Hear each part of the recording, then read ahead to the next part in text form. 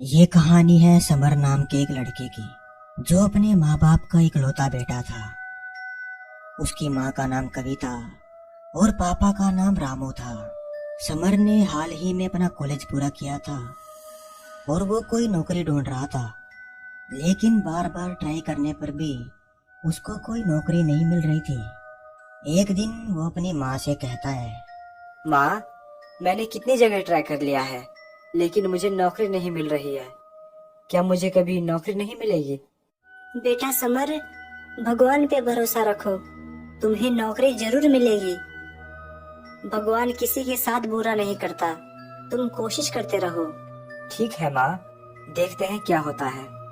Summer अपनी माँ की बात सुनने के बाद फिर से नौकरी की तलाश करता है, लेकिन उसे कोई नौकरी नहीं मिलती। वो मायूस हो जाता है। एक दिन वो अपने गांव के जंगल में घूमने गया था। वो जंगल में चारों तरफ घूम रहा था, तभी वहां एक पेड़ के नीचे उसे एक बक्सा दिखाई दिया। समर उस बक्से के पास गया। उसने चारों तरफ देखा, लेकिन वहां कोई नहीं था। अरे, ये बक्सा किसका है? यहाँ तो कोई है भी नहीं। चलो देखता हूँ इसके अंदर क्या है। समर जैसे ही वो बक्सा खोलता है, उसमें एक कागज का पन्ना था और एक छोटी सी छड़ी थी। समर उस कागज पर लिखे शब्द पढ़ने लगा, जिसमें लिखा था कि अगर आप खजाना पाना चाहते हो तो रामपुर गांव के शिव की गुफा में जाकर आपको इस छड़ी को हाथ में लेकर बोल बम बोल बम बोल बम कहना पड़ेगा और वो खजाना तुमको मिल जाएगा। अगर नहीं मिला तो तुम एक पापी आत्मा हो और तुम वहीं पर मर जाओगे। समर ये पढ़कर डर गया कि खजाना भी मिल गया, लेकिन डर भी है कहीं मैं वहीं मर ना जाऊं। वो अपने घर गया। उसने अपनी माँ को वो कागज और वो छड़ी दिखाई और कहने लगा, माँ, खजाना भी है और डर भी है, कहीं मैं वहाँ मर ना जाऊं। बेटा, एक काम करते हैं कि मेरी तो वैसे भी उम्र खत्म होने वाली है, मैं वहां जाती हूँ। अगर मरना होगा तो मैं ही मर जाऊंगी। नहीं माँ, जाऊंगा तो मैं ही, जो होगा देखा जाएगा। समर ये कहकर रामपुर गांव के लिए निकल पड़ा।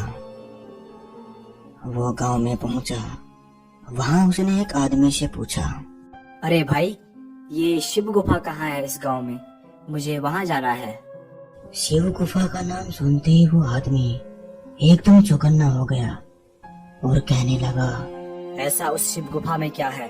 तुमसे पहले भी कई लोग आए थे, लेकिन जो भी इसके अंदर गया वो कभी वापस नहीं आया। अरे नहीं, मैं तो बस ऐसे ही पूछ रहा था। मैं तो भक्त हूँ शिव का, बस उनके दर्शन करने जा रहा हूँ। अच्छा ठीक है, जाओ, गांव के ऊपर पहाड़ पे वो गुफा है। समर पहाड़ की तरफ जाने लगा। वो उस गुफा के सामने पहुंचा। वहां एक आदमी बैठा हुआ था। वो समर को देखते ही कहने लगा, तुम यहाँ खजाने के लिए आए हो ना? मैं भी कब से यहाँ इंतजार कर रहा हूँ कि कोई तो उस खजाने को यहाँ से निकाले, ताकि मैं अपनी पूरी जिंदगी आराम से जी सकूं। अगर तुम्हें इतनी ही खजाने की जरूरत है तो तुम अंदर क्यों नहीं गए? लेकिन मुझे डर लगता है कहीं मैं अंदर ही मर ना जाऊं।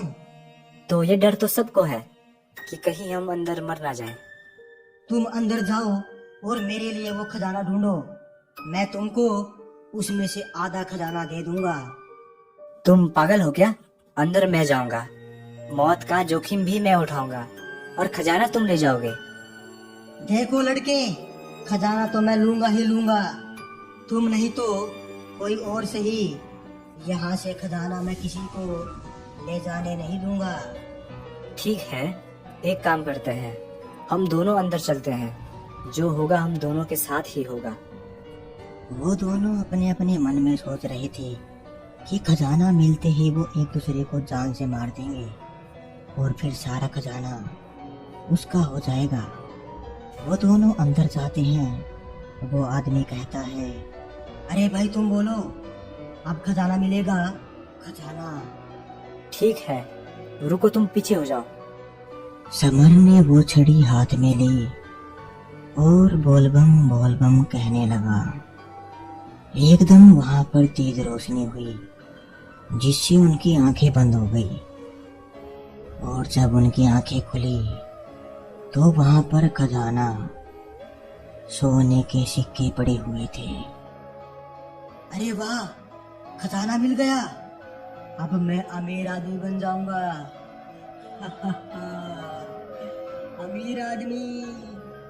इतने में समर अपनी जेब से चाकू निकालता है और उस आदमी का गला काट देता है और उस खजाने को बैग में भरकर गुफा से बाहर आता है। गुफा के बाहर वही आदमी खड़ा हुआ था जिसने समर को गुफा का रास्ता बताया था। समर उसको वहां देखकर हैरान हो जाता है और कहता है, अरे आप यहाँ क्या कर रहे हो? मुझे पता था यहाँ खजाना है। मैंने तुम दोनों की बात सुन ली थी। अब इसमें से आधा खजाना मुझे दे दो। नहीं, ये मेरा खजाना है। इसके लिए मैंने अपनी जान जोखिम पे डाली है। मैं नहीं दूंगा। वह आदमी तभी एक तलवार निकालता है और समर को मार देता है और सारा खजाना लेकर वहां से भाग जाता है। मोरल: दोस्तों, लालच हमेशा बुरी बला होती है। अगर समर उसको अपना आधा खजाना दे देता तो वो उस आधे खजाने में अपनी पूरी जिंदगी आराम से जी लेता, लेकिन उसने लालच किया और वो मारा गया। इसलिए हमें कभी लालच नहीं करना चाहिए।